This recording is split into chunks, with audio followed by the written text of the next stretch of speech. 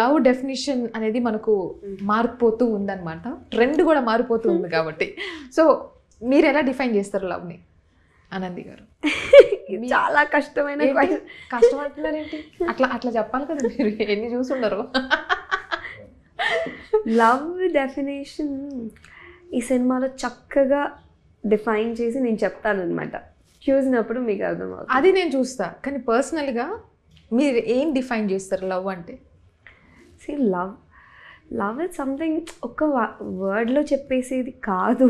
That's true. It's a lot. చెప్పండి. Feelings అనేది చెప్పేది కాదు, ఫీల్ అయ్యేది. ఓకే, సో ప్రియదర్శి గారు మీరు చెప్పండి, how do you define love? Hey Siri, what do you think love is? Why it is always tough for already you are in love, like ఉన్నారు కదా, అయినా కూడా tough ఏనా? లేదు, I think We put it in one word. yeah. See, I think okay, I'll tell you. For example, ఈ కథకి స్పెసిఫిక్గా చెప్తా.